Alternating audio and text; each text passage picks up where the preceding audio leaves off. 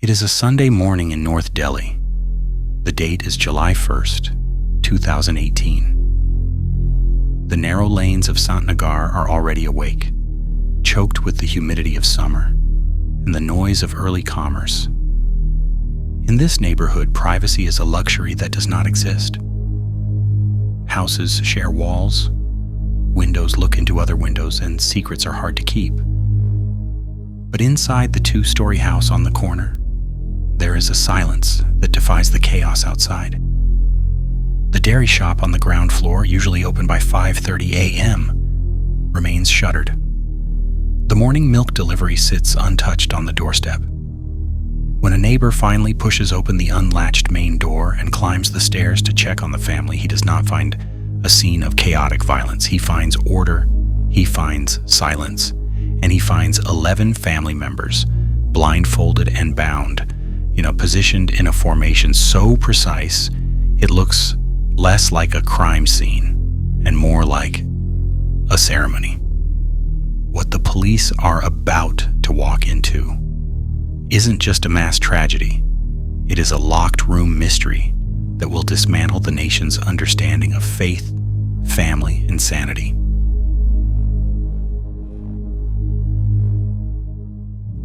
At 7:30 a.m., the first call reaches the police control room. The initial transmission is frantic, reporting a catastrophic event involving an entire family. But when Head Constable Rajiv Tomar arrives at the scene, the visual evidence suggests something far more complex than initially reported. In the central hallway, 10 individuals are discovered suspended from an iron ventilation grill, reinforced with mesh.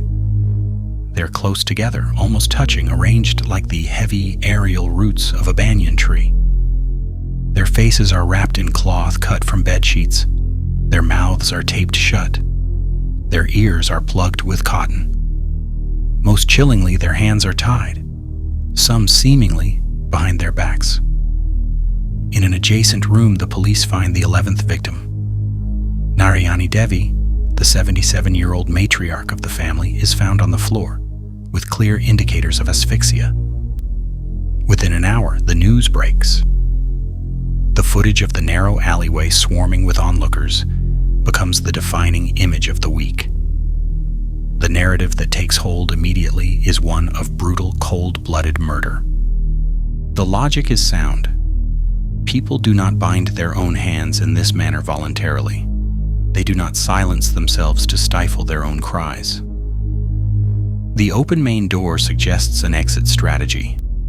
The condition of the grandmother suggests a struggle. To the detectives arriving from the crime branch, this bears the hallmarks of a gangland execution or a robbery gone wrong. The public is terrified.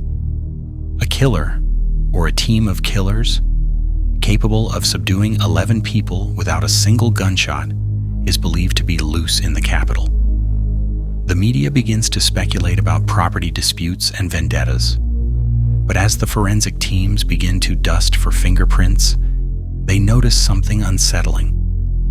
There is no blood, there is no sign of forced entry, and despite the horror of the tableau, there is no sign of panic.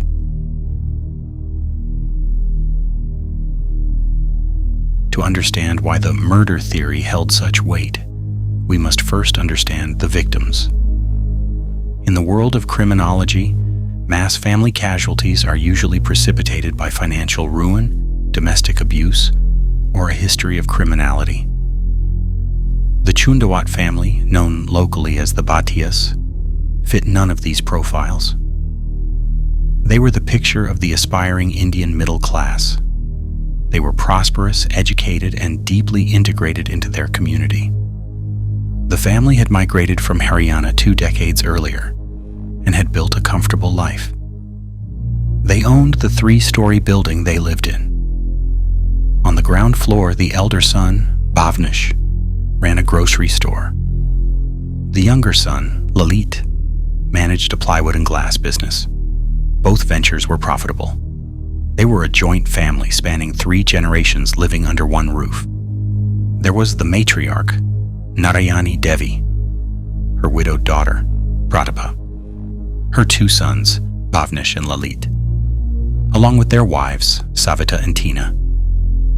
And then there was the third generation, 5 grandchildren ranging from 15-year-old high school students to young professionals in their 30s. Neighbors described them as the model family. They were polite, religious, and charitable. They were the people you went to for help, not the people who needed it. Most importantly, they were a family looking forward to the future. Priyanka, the 33-year-old granddaughter who worked for a multinational IT company, had gotten engaged just 2 weeks prior. The engagement party on June 17th had been a grand affair filled with dancing, music, and relatives flying in from across the country. The house was currently being renovated.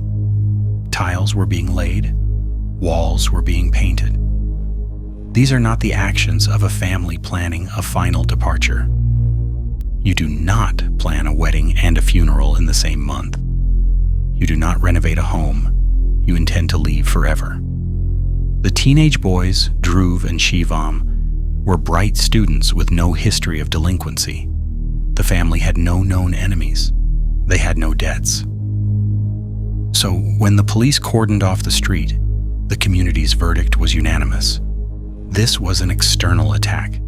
Someone had targeted the most normal family in Santnagar. And as investigators began to piece together the physical evidence, the facts seemed to support this conclusion. There were clues that simply didn't add up to a voluntary act. And there was one architectural detail on the side of the house that would soon spawn 1,000 conspiracy theories.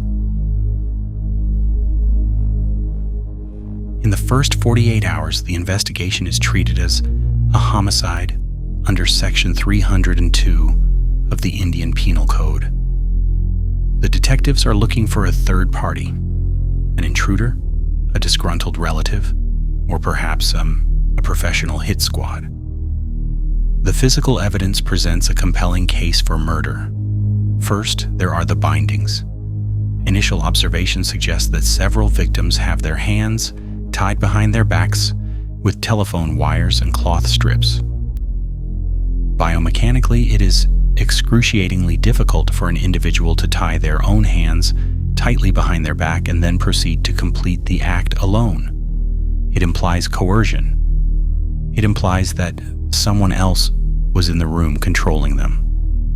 Then there is the method of the grandmother's death. The forensics suggest ligatures were used. It is nearly impossible to cause one's own demise in this specific manner because as soon as unconsciousness sets in, the hands relax and the grip loosens. For Narayani Devi to pass away this way, another person had to be involved. The family's relatives arrive, and their grief turns quickly to anger. Dinesh Singh, the eldest brother who lives in Rajasthan, vehemently rejects the idea of a voluntary exit. He points to the engagement. He points to the open door.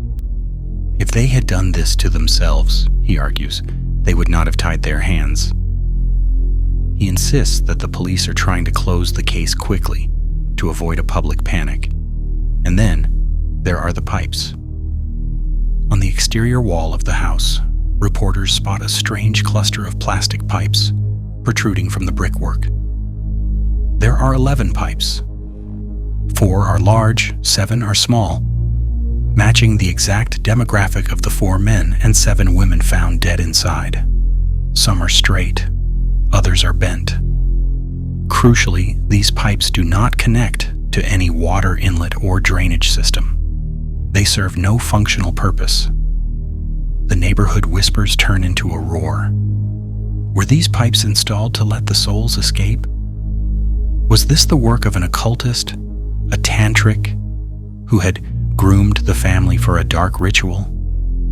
The contractor who built the wall claims they were just for ventilation, but the coincidence is statistically staggering. It feels like a signature, a mark left by a mastermind. Police begin scanning call detail records. They interrogate local priests. They look for a guru who might have ordered this massacre. They investigate property disputes. and the possibility of a vendetta. But every lead hits a dead end. There was no forced entry. There were no valuables missing.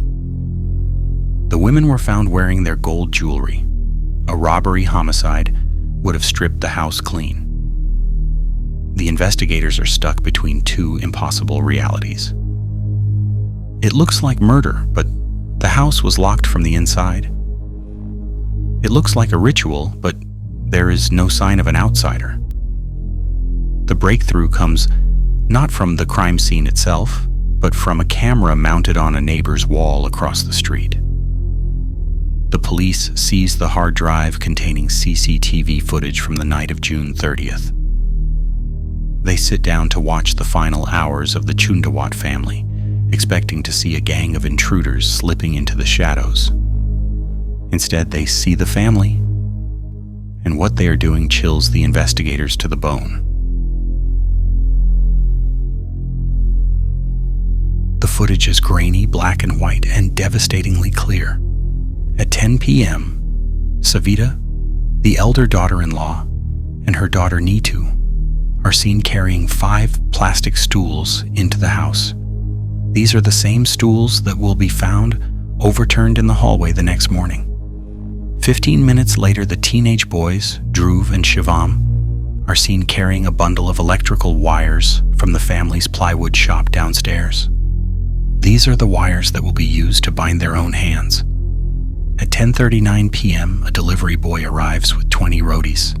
The family takes the food. No one enters with him. At 10:57 p.m., Pavnesh takes the family dog, Tommy, for a short walk. He returns at 11:04 p.m. He checks the locks on the shop. He goes upstairs. The street empties. The hours pass. No one enters. No one leaves. The timeline is sealed. The family procured the materials for the event themselves. There was no intruder.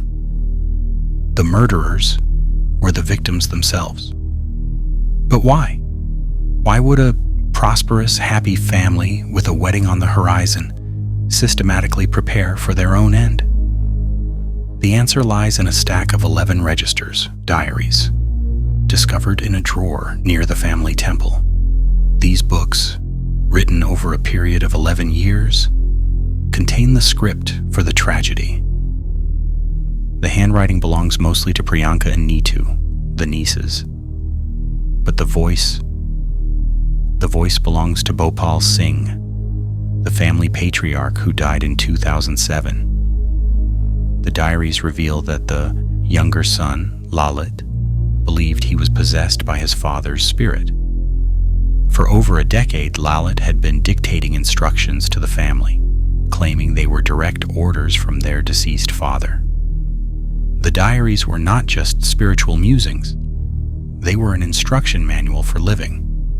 They dictated what the family ate, how they invested their money, and how they resolved arguments.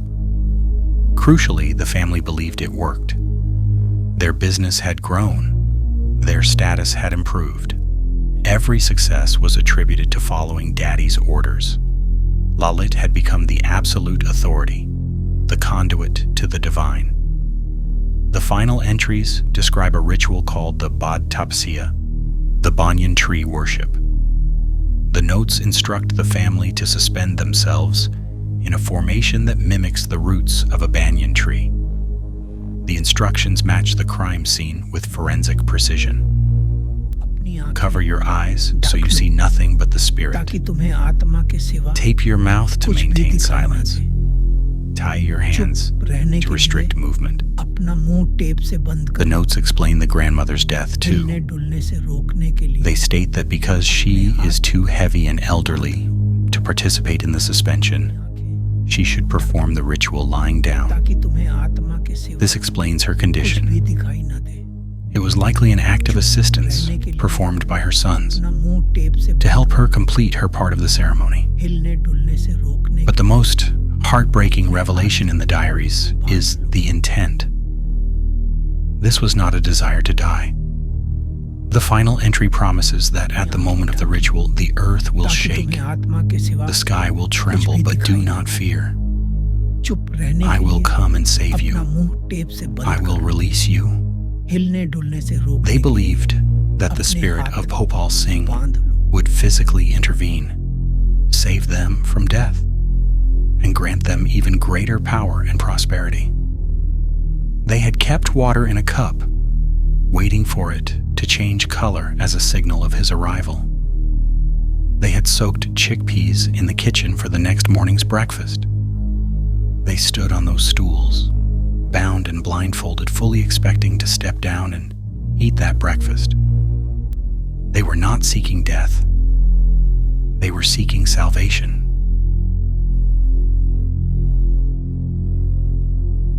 The police closed the investigation, ruling out murder. The official cause of death is accidental death resulting from a ritual gone wrong. A panel of psychologists and psychiatrists from India's top institutes conducts a psychological autopsy. Their diagnosis is shared psychotic disorder, or folie familiale. It is a rare condition where a delusion is transmitted from one dominant individual, the inducer, Lalit, to a group of suggestive dependents. The experts conclude that Lalit, suffering from unresolved trauma over his father's death and a previous attack that had left him voiceless for a period, had dissociated from reality. He created an alter ego to cope. The family, living in a rigid hierarchical structure where questioning the patriarch was forbidden, gradually accepted this delusion as their truth. It didn't happen overnight. It was a slow descent, normalized over 3,000 days of secret rituals. The engagement of Priyanka is cited as the potential trigger. The fear that the family was about to break apart, that a member was leaving the nest, may have subconsciously pushed Lalit to escalate the rituals, to perform the ultimate act that would bind them together forever. The aftermath in the neighborhood is one of shock and stigma. For months, the house is dubbed the House of Horrors. People are afraid to walk past it at night. The infamous 11 pipes are eventually removed by the surviving brother Dinesh to stop the conspiracy theories and the constant stream of onlookers. But time, as it always does, begins to overwrite the tragedy. In a triumph of rationality over superstition, a pathologist named Dr. Mohan Singh Kashyap rents the ground floor in 2019. He opens a diagnostic center, a place of science in a house defined by superstition. Eventually, he moves his own family into the upper floors. Today, the house in Santnagar is just a house. The shop shutters go up, the milk is delivered, and life continues.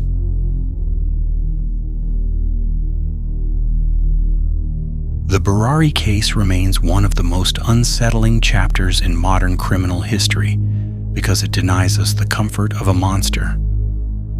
There was no villain lurking in the shadows. There was no weapon bought on the black market. The danger was already inside, woven into the fabric of their love and their loyalty. It forces us to ask uncomfortable questions about the line between faith and delusion, between obedience and surrender. We look at our neighbors, our friends, and we assume that normal on the outside means stable on the inside. The Chundawats were not monsters. They were a family who loved each other to the very end. They stood on those stools, hand in hand, united in a belief that betrayed them. The tragedy isn't just that they died. The tragedy is that in the darkness behind the blindfolds, they spent their final moments waiting to be saved.